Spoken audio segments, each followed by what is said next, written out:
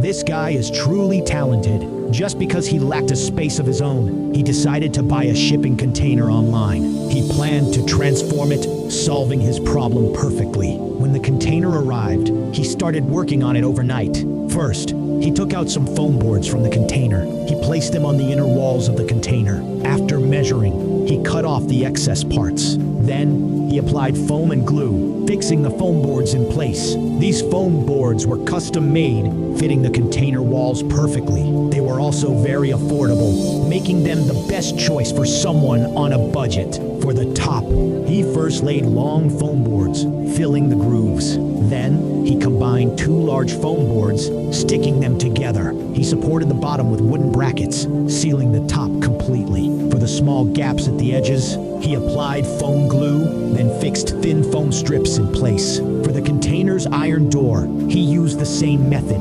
He filled the uneven parts with large foam boards and used small foam boards for the gaps. The whole process was smooth and impressive. After finishing, he cleaned the inside. He measured the top distance with a ruler, cut some wooden beams to the right length, and fixed them near the door. He planned to build the door frame with wood. Each connection needed to be reinforced with screws. But for a 30-year-old with 40 years of experience, this was no big deal. Soon, the door frame was ready. After cleaning the wood chips, he brought in a sliding door, testing it to ensure it worked properly. Now, he used screws to secure the sliding door to the wooden frame. This process wasn't difficult, and I'm sure you could handle it too. After fixing the sliding door, he brought in some cut gypsum boards, installing them inside the container. Both the side walls and the top needed to be fixed in place. Although it looked smooth, he had done a lot of research beforehand. He studied the container's structure and features, consulted professionals,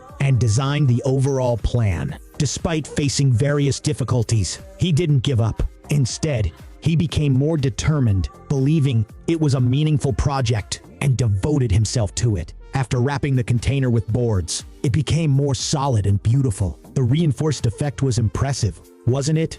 However, he still needed to process the gypsum board connections. He applied some putty, sealed them with special strips, and applied more putty to fill the gaps. This process was time-consuming and labor-intensive, but it was a piece of cake for him. After fixing everything, he used tools to roll the surface and sanded the repaired areas smooth. Early the next morning, he went outside the container, measured and marked the positions, and used an angle grinder to cut out a rectangular outline. He removed the outer iron sheet and cleaned the inner foam board. Then, he installed fixed frames inside and outside, secured them with screws, and installed an exhaust fan, allowing air to circulate inside. To keep the air fresh, he made 2 more grooves in other places and installed ventilation openings. He then laid a layer of oil paper on the ground, protecting it from damage. Now, he painted the inner walls, first with a layer of white paint, then with a darker color on top. He used a brush for hard-to-reach areas. To create a layered space, he taped the divided areas and painted them with a darker color. He manually painted the hard-to-reach areas. After the paint dried naturally, he removed the tape,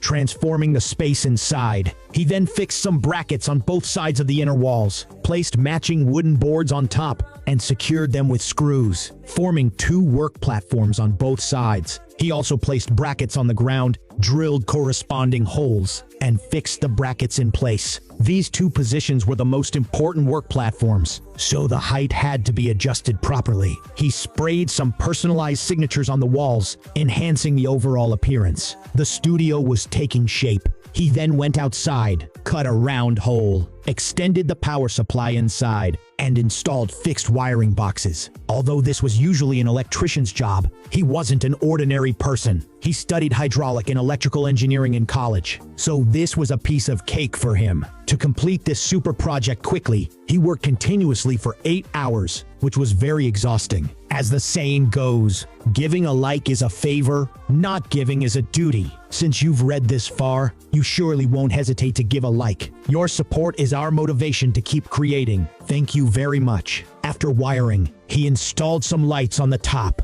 completing the studio's electrical system. Now, he could test the overall lighting, how How awesome is that? The renovation process was almost complete. He was very satisfied and quickly brought in an air conditioner, installing it in place. This was essential for heating and cooling. Finally, let's admire the finished product. Isn't it beautiful? With this studio, he would be more motivated to work. So, what do you think of this studio? Out of 10, how many points would you give it? Feel free to comment and leave your thoughts.